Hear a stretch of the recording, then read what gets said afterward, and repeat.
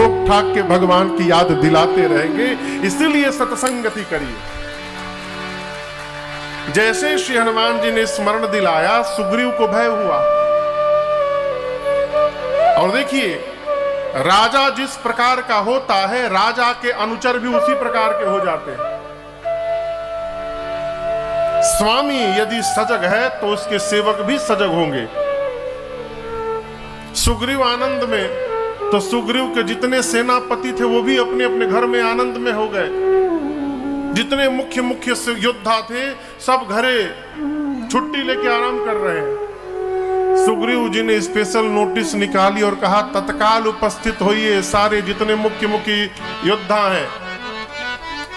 इधर लक्ष्मण जी पहुंचे आग बबूला होकर। लक्ष्मण जी के क्रोध को शांत करने के लिए तारा जी और अंगद जी गए, ले जाकर सुग्रीव के कक्ष में उसके बिस्तर पर बिठा दिया लक्ष्मण जी को।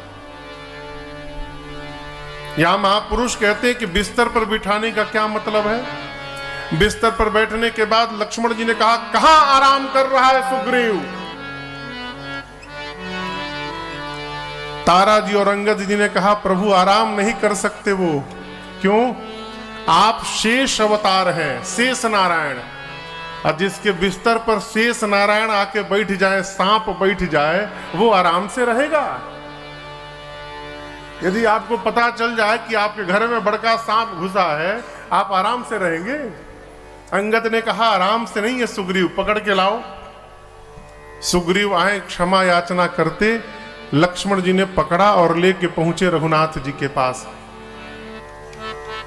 देखिए एक बात कहूं, जरा क्षमा मांग करिएगा हमको। झूठा आदमी कसम बहुत खाते हैं। झूठ बोलने वाला आदमी हर बतिये में कसम खाते हैं, मां कसम। अहो क्यों? वो जानता है कि मैं झूठ बोल रहा हूं, उसको खुदे विश्वास नहीं है।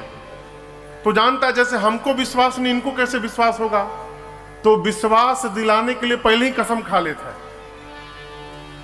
यहां सुग्रीव आए, भगवान को देखे, भगवान को देखते पांव में लुट गए। क्षमा करिए प्रभु, भूल गए आपको, प्रभु माफ करिए, मैं भूला हूं, अपराध तो है मेरा, लेकिन पूरा मेरा अपराध नहीं है नाथ। थोड़ा आप क्या बोले? मेरा कैसे अपराध? सुग्रीव बोले, प्रभु आपकी माया ने मुझे फंसा लिया, और संसार में ऐसा कौन जन्म ले लिया जो आपकी माया से बच जाए नाथ। आप चाहते तो अपनी माया को सचेत कर सकते थे कि देखो सुग्रीव को आवश्यक कार्य सौंपा हूं, इनको न फंसाना। आपने अपनी माया को मना नहीं किया, आपकी माया ने मुझे फंसा लिया, तो कहिए सारा दोष हमारे है। प्रभु मुस्कुराए, कहे चलो क्षमा किया तुमको, अब मित्र वो यत्न करिए जिससे जानकी जी वापस आ जाएं।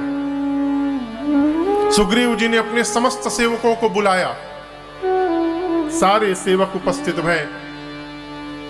सैनिकों से सुग्रीव जी ने कहा, पूरब जाइए, पश्चिम जाइए, उत्तर जाइए, एक ही काम करिए, सीता जी का पता लगाइए। दूसरी बात ये नहीं कि गए तो उधर ही रह गए, फिर आप लोगों का पता लगाने के लिए किसी को भेजना पड़े। 1 महीने के भीतर वापस आना है। तीसरी बात ये नहीं कि गए और 1 महीना सो के चले आए और आके बोल दे नहीं मिली, यही सब चलवे ना बाबा किचू। जाना है तो पता लगा कर ही आना है। आप में से जो भी खाली हाथ 1 महीने के भीतर लौटेगा, वो आने के साथ ही मेरे हाथों द्वारा मार दिया जाएगा। जीवन में यदि व्यवहार को साधना चाहते हैं सामने वाले से, तो एक दंड विधान भी बना के रखिए।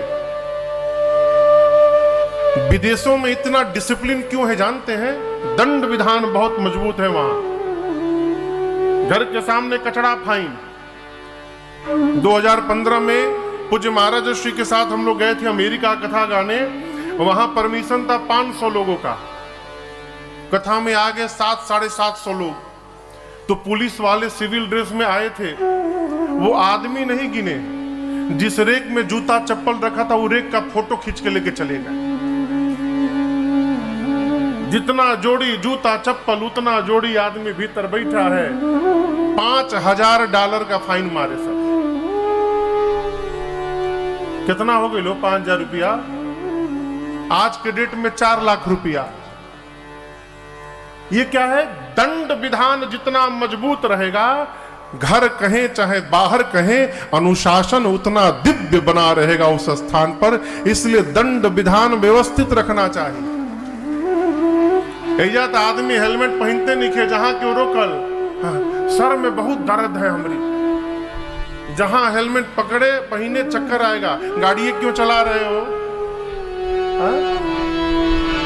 सुग्रीव जी ने दंड निर्धारित किया, बिना पता लगाए जो आएगा वो आने के साथ ही मेरे हाथों द्वारा मार दिया जाएगा। सारे कपि लोग गए। अब इसके बाद जो मुख्य सेनापति थे, कौन? हनुमान जी महाराज, द्विदमयंद, सठनिसठ, गवगवाक्ष, जामवंत जी, अंगद जी, नल नील, इन मुख्य सेनापतियों को बुलाकर सुग्रीव जी ने कहा, आप सभी लोग मिलकर दक्षिण दिशा में जाइए। क्यों? सुग्रीव जी को पता है कि रावण दक्षिण दिशा में लेकर गया है।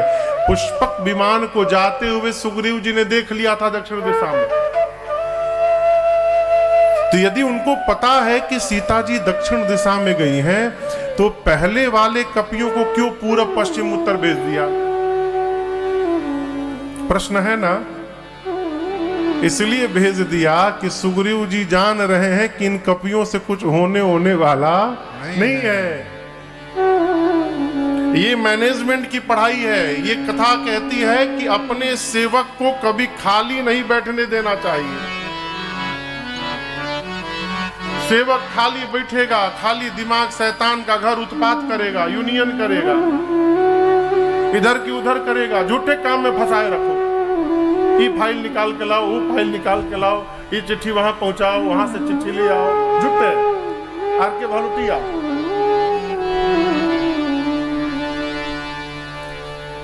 जैसे सुग्रीव जी ने मुख्य सेनापतियों को कहा कि आप जाइए, सारे हनुमान राम जी बैठे, सारे कपि लोग दूर से प्रणाम करके जाने लगे। अब दर्शन करिए। पाछे पवना तनय सिरुनावा, पाछे पवना तनय सिरुनावा, जाने काज प्रभु निकट बुलावा, जाने काज प्रभु निकट बुलावा, परसासीस सरोरुह पानी, परसासीस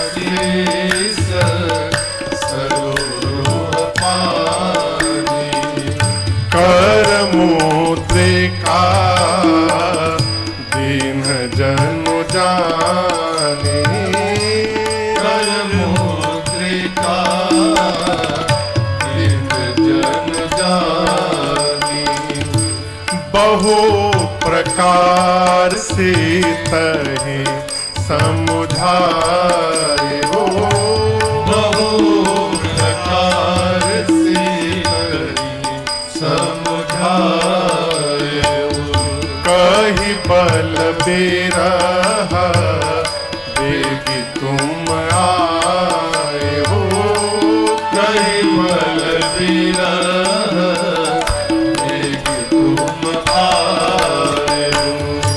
हनुमत जामा सुफल करिमाना, हनुमत जामा सुफल करिमाना, चले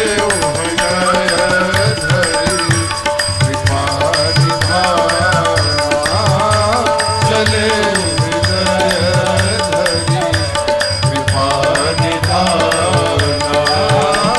चले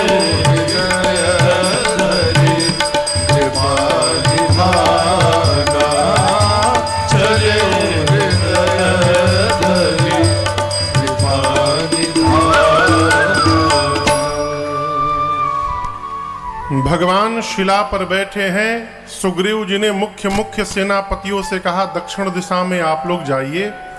कपि लोग दूर से प्रणाम करके जाते भय रघुनाथ जी आशीर्वाद देते गए। सबसे अंत में श्री हनुमान जी महाराज ने भगवान को प्रणाम किया। पाछे पवन तनय सिरु नावा। और यहां दर्शन करिए, रघुनाथ जी ने लोग प्रणाम करते गए, प्रभु आशीर्वाद देते गए। रघुनाथ जी ने किसी को बुलाया नहीं, लेकिन जैसे सबसे अंत में श्री हनुमान जी ने प्रणाम किया, प्रभु ने हनुमान जी को निकट बुलाया। जानि काज प्रभु निकट बुलाओ। क्यों? हर स्वामी को, हर मालिक को इस बात का ठीक पता रहता है कि मेरे किस सेवक की क्या क्या क्षमता है। जो मालिक है वो सब जानता है। भगवान इस बात को जान रहे हैं कि जा भले सब रहे हो, लेकिन मेरा काम तो मेरा हनुमान ही करके लौटेगा मेरे पास। इसलिए प्रभु ने किसी को नहीं बुलाया, केवल श्री हनुमान जी को अपने पास बुलाया।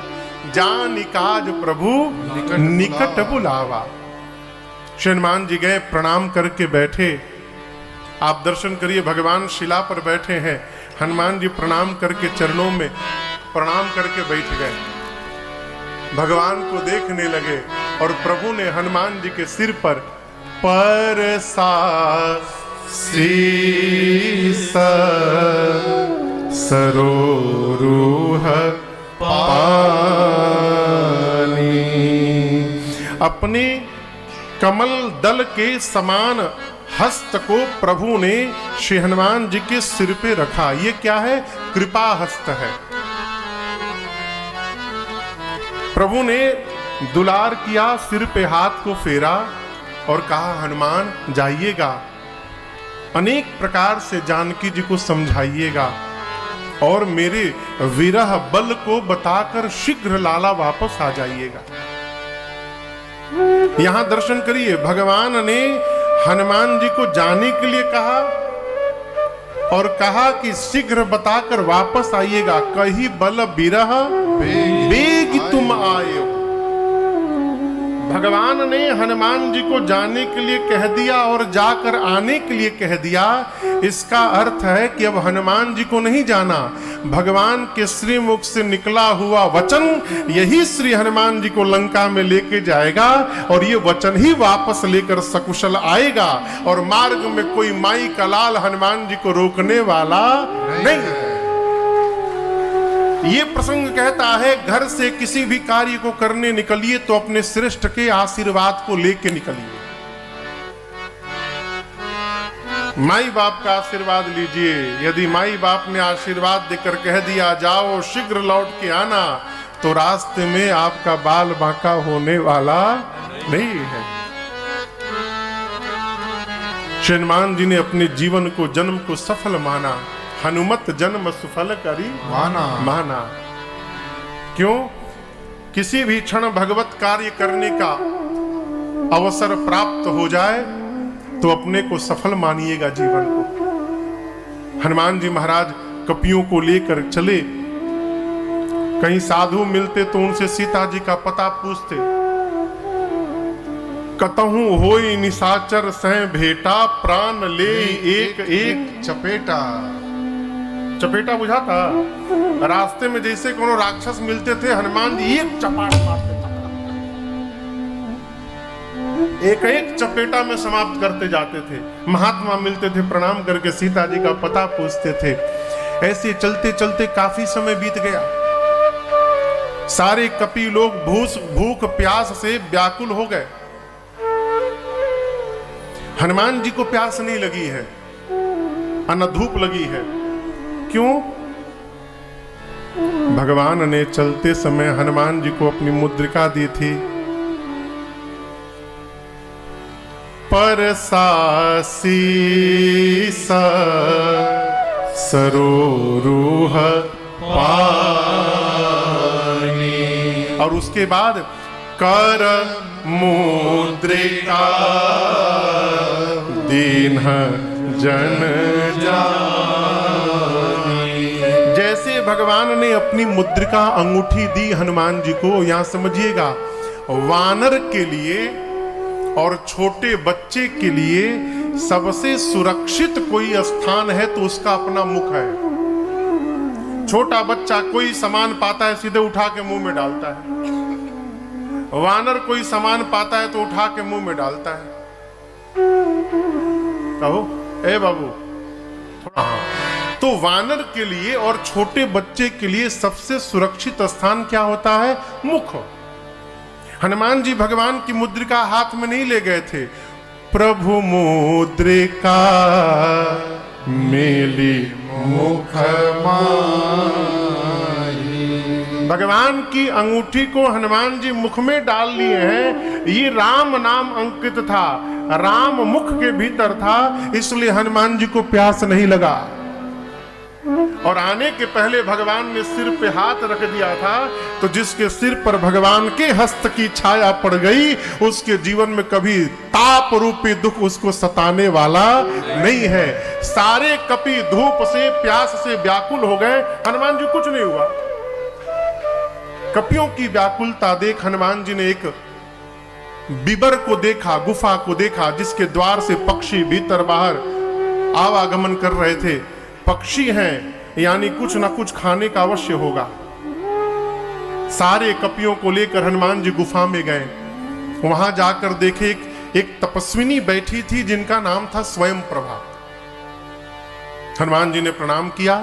स्वयं प्रभा जी ने कहा, आप सारे कपियों को लेकर पहले सरोवर में जल पान करिए, मधुर फल खाइए, फिर मेरे सामने आइए। सारे लोग जल पान करके मिष्ठान मधुर फल खा के आए। बोले अब क्या आज्ञा है? स्वयं प्रभा जी ने कहा, ये बताइए सीता जी को आप लोग कैसे ढूंढ रहे थे? बोले कैसे क्या? जैसे ढूंढा जाता है। तो आंख खोल के ढूंढ रहे थे? हाँ। बोले इसीलिए तो नहीं मिल रही थी। आंख खोल के मत ढूंढिए, अब आप लोग आंख बंद कर लीजिए। सारे कपियों ने जैसे आंख बंद किया, स्वयं प्रभा जी ने अपने तपस्या बल से समस्त कपियों को समुद्र के किनारे पर भेज दिया। कपि लोग आंख खोले, सामने समुद्र। अब यहां भीतर अर्थ समझिएगा, आंख खोल के ढूंढने का मतलब और आंख बंद करके ढूंढने का मतलब। आंख खोल के ढूंढने का मतलब हम ढूंढ रहे हैं, हम आंख बंद कर लिए हैं, यानी प्रभु हमारे भीतर वो सामर्थ्य नहीं है कि हम ढूंढ सकते हैं। हम तो अंधे हैं नाथ, जहां जहां आप ले चलिएगा हम वहीं वहीं चलेंगे। आंख बंद करके ढूंढने का अर्थ भगवान की कृपा से ढूंढना, इसको कहते हैं आंख बंद करके ढूंढना। कपियों ने आंख बंद किया, स्वयं प्रभा जी ने सबको भेजा समुद्र के किनारे। समुद्र दिखाई पड़ते अंगद जी महाराज रोने लगे। कहाँ है? बोले अब कहाँ जाएं, आगे तो पानी है, जाएंगे डूब के मर जाएंगे। बिना पता लगाए जाएंगे तो पीछे सुग्रीव मार देंगे। आगे भी मृत्यु, पीछे भी मृत्यु। थोड़ी देर रोए, फिर बोले न हम डूब के मरेंगे, न सुग्रीव के हाथों मरेंगे। हम लोग यहीं बैठे रहेंगे जब तक सीता जी मिल न जाएं, जाएंगे ही नहीं वापस। सारे कपियों को लेके अंगद जी बैठ गए। जामवन जी महाराज लगे समझाने, अंगद जी आप व्यर्थ में चिंतित हैं। भगवान राम ब्रह्म है, निज इच्छा प्रभु अवतरै। सुर मही को द्विज जामवंत जी ने कहा, अंगद जी राम जी ब्रह्म है, भगवान है, भगवान का कार्य भगवान ही करेंगे, हम और आप निमित्त मात्र हैं। चिंतित मत होइए, कोई ना कोई मार्ग अवश्य निकलेगा। कपि लोग कहां बैठे हैं कहिए? समुद्र के किनारे। वाह बेटा, समुद्र के किनारे बालू पर बैठे हैं, रेता पर।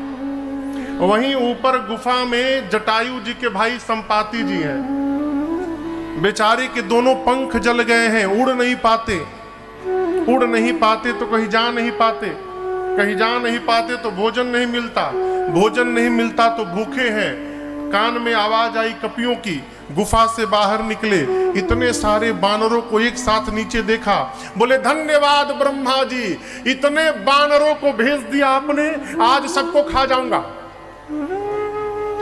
जैसे बोले सबको खा जाऊंगा, अंगद के कान में आवाज आई, बोले जय हो प्रभु, अभी हम बोले ना आगे जाके मरेंगे ना पीछे जाके मरेंगे, तब तक आपने यही मारने की व्यवस्था बना दी।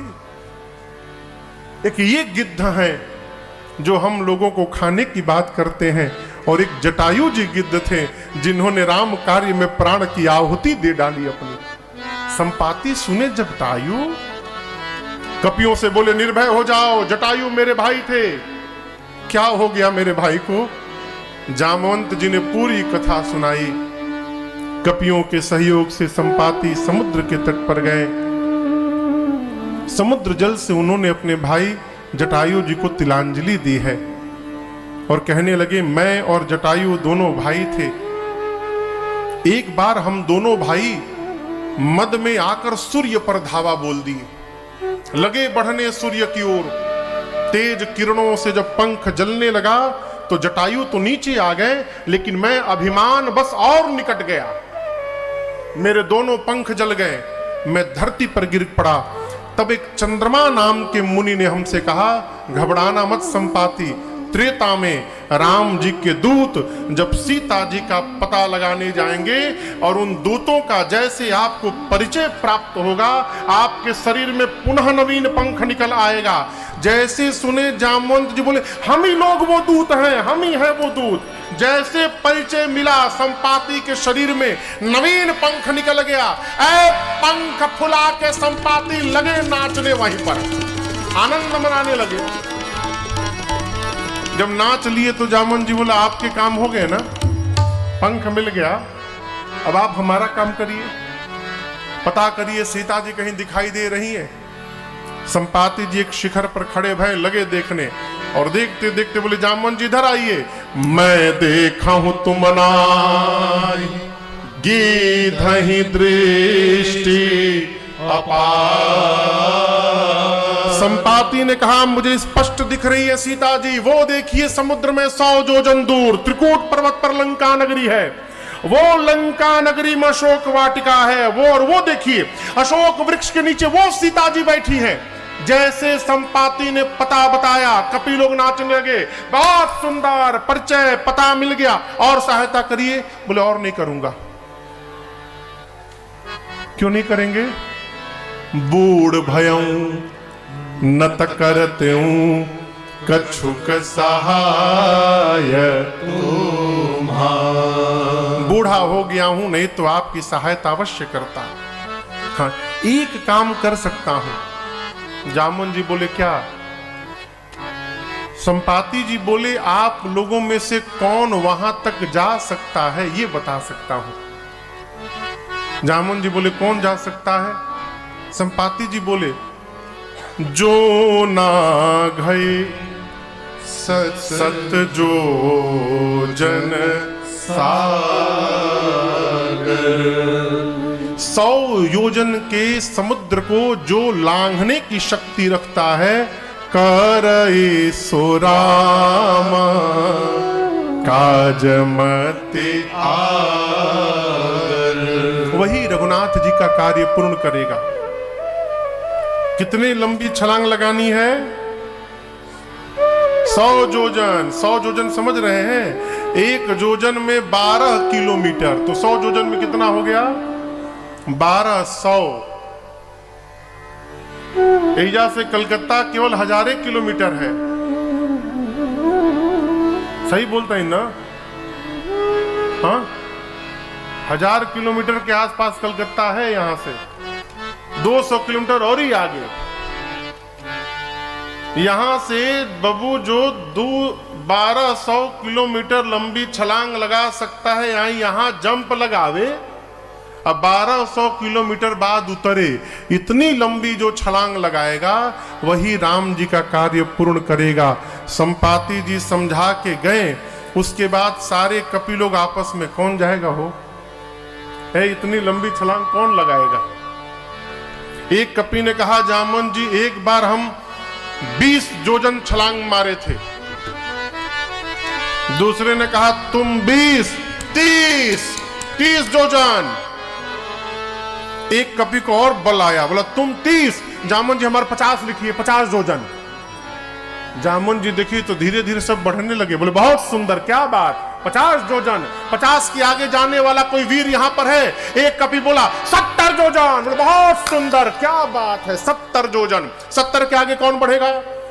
हिम्मत भरिए, आप जा सकते हैं। एक कपि पूरा हिम्मत बांधा, बोला मैं 90 जोजन। बोले बस पहुंचने वाले हो, एक बार और हिम्मत बांधो, 100 जोजन हो जाएगा। कौन जाएगा 90 के आगे? अब कोई सांस न ले। 90 वाला बार बार बोले हम जाएंगे, रुको 2 मिनट, कहां जाओगे? 90 के आगे कोई वीर जाएगा? कोई सांस न ले। जामुन जी बोले शर्म नहीं आती अपने आप को वीर बोलने में? मैं बूढ़ा हो गया हूं, शरीर में बल नहीं है, मेरी युवा अवस्था थी और भगवान बलि को बांधने के लिए त्रिविक्रम रूप धारण किए थे। उस शरीर की मैंने 2 घड़ी में 7 परिक्रमा लगाई। उस समय मेरी युवा अवस्था थी। आज मैं बूढ़ा हूं, नहीं तो मैं बताता 100 जोजन किसे कहते हैं। जब जवानी को ललकारा ना, अंगद जी हिम्मत भर के बोले जामुन जी देखिए, जा तो सकता हूं मैं, वापसी की गारंटी नहीं है कि आ पाऊंगा कि नहीं आ पाऊंगा। अंगद कहूं जाऊं मैं पारा, परंतु जी संशय कछु फिरती बारा। जामुन जी मन में सुने तो सोचने लगे कि जब जाके आ ही नहीं पाओगे तो बीच में काहे बोल रहे हो? बोले अरे नहीं नहीं, आप तो सेनापति हैं, आपको कैसे भेज सकते हैं? सारे कपि अपने अपने बल को बताएं और जाने में अपनी असमर्थता ज्ञापित की। जाना किसको है कहिए? एकदम ठीक आज का परिवेश है साहब। जिसको जाना है वो मौन धारण करके बैठा है, चुप। और जेकरा नहीं खे जाए कि वो अपन बल बता रहल बा। समाज में भी जो काम करने वाला आदमी है वो बोलता नहीं है, वो केवल काम करता है। और जिसको कुछ नहीं करना रहता है वो विजिटिंग कार्ड छपवा के घूमत है। जे मिलत वही के को पकड़ावो, यू एंड आई।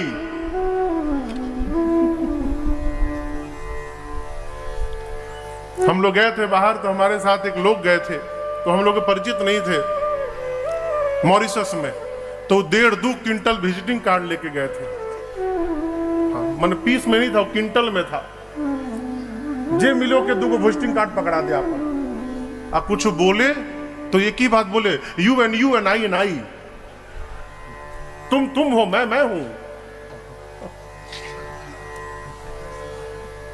करने वाला बोलता नहीं है साहब, अब बोलने वाला करता नहीं है। बहुत पहले मेरे महाराज श्री ने हमसे कहा था, राजन जीवन में कभी शोर मत करना, काम ऐसा करना कि समाज में शोर होने लगे, अपने मुख से शोर ना करना। जाना है हनुमान जी को, हनुमान जी मौन है। जिसको जिसको नहीं जाना है सब बता रहे हैं, 70 जोजन 20 जोजन, सब अपना अपना बल बता लिए। जामुन जी बोले हनुमान जी कहाँ है? एक कपि ने कहा उधर बैठे हैं, जाकर देखिए। गए जामुन जी सबको लेकर और जाकर हनुमान जी को देखे। हनुमान जी राम सिया राम जय जय राम, राम सिया राम जय जय राम, राम सिया राम जय जय राम, राम सिया राम जय जय राम। कहे रेछपति सुनु हनुमाना, कहे रेछपति सुनु हनुमाना। का चुप साधि रहो बलवाना, का चुप साधि रहो बलवाना। पवन तनय बल पवन समाना, पवन तनय बल पवन समाना। बुद्धि विवेक विज्ञान निधाना, बुद्धि विवेक विज्ञान निधाना। जामुन जी बोले हनुमान जी आप क्यों मौन हैं? मुख खोलिए। पवन पुत्र हैं आप, पवन के समान आपका बल है, वेग है, आप उस पार जा सकते हैं। बोलिए जाएंगे ना आप उस पार? हनुमान जी राम सिया राम जय जय राम, राम सिया राम जय जय राम। राम सिया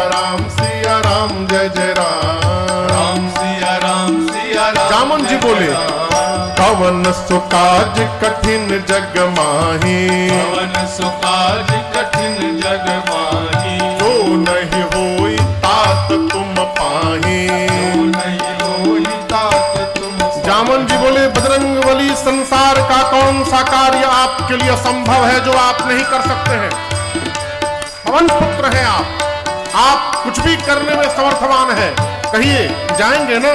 हनुमान जी आंख बंद करके राम से रगड़ के समाप्त कर दूं, नहीं तो कहिए पूरी लंका त्रिकूट पर्वत को हाथों में उठाकर आपके सामने लाके रख दूं। क्या करूं, क्या करूं? रावण को मारूं, रावण सेना दोनों को मारूं कि लंका को ही उठा कर ले आऊं? जल्दी बताइए क्या करूं। जामुन जी बोले नीचे आइए, नीचे आइए, बराबरी में पहले आइए, आप बहुत ऊपर हो गए। आप न रावण को मारेंगे, न सेना को मारेंगे, न लंका को यहां ले आएंगे, कुछ नहीं।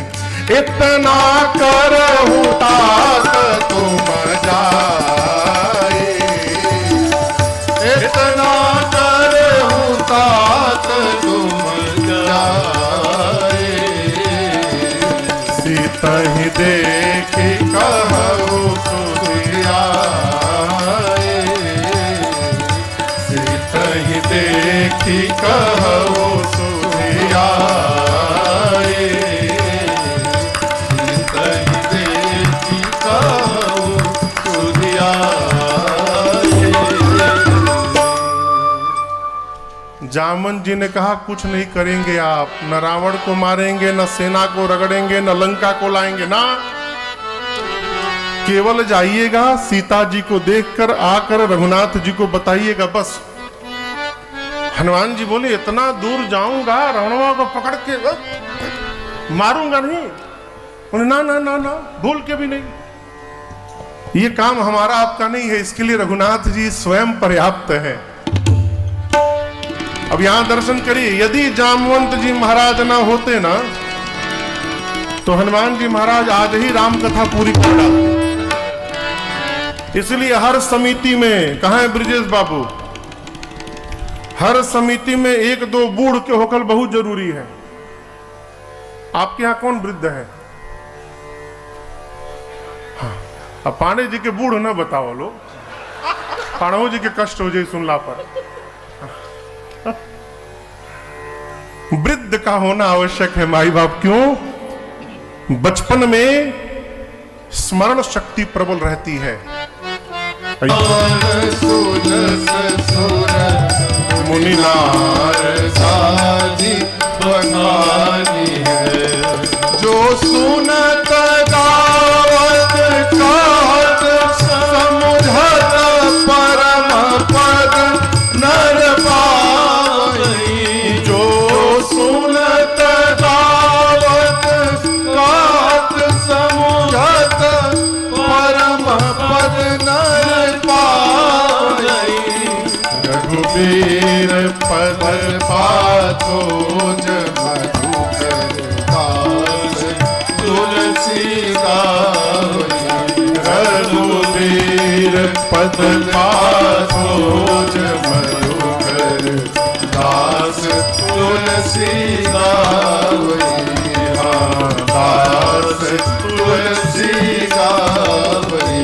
हाँ दास तुलसी गावई। जामवंत जी ने कहा कपिसेन संग संहार निशिचर राम। कपियों की सेना संग में रहेगी, संहार निशिचर राम, राम जी निशाचरों का संहार करेंगे।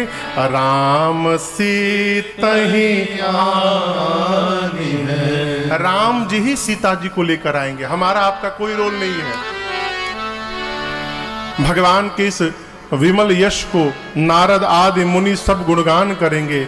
भगवान की इस कथा को जो सुनत गावत कहत समुझत परम पद नर पावई।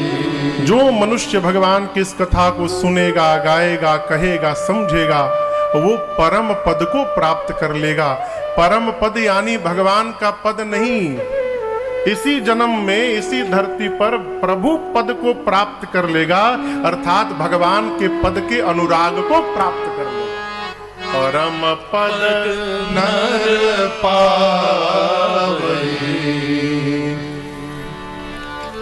जामन जी ने हनुमान जी को समझाया, केवल जाइए सीता जी को देख के चले आइए। यहीं से सुंदर कांड की कथा प्रारंभ होती है। आप में से बहुत सारे लोग होंगे जो नित्य सुंदर कांड पढ़ते होंगे। कितने लोग पढ़ते हैं? ये देखिए, रोज वाले हैं जय जय। कई लोग तो पूरा कंठस्थ होगा। कितने लोग को याद है पूरा? हमको नहीं याद, हम तो देख देख के बाँच रहे हैं। बहुत अच्छी बात। लेकिन यहां मैं आपसे निवेदन करूं, सुंदर कांड सुनाना हो तो हनुमान जी को न सुनाइए, सुंदर कांड सुनाना हो तो रघुनाथ जी को सुनाइए।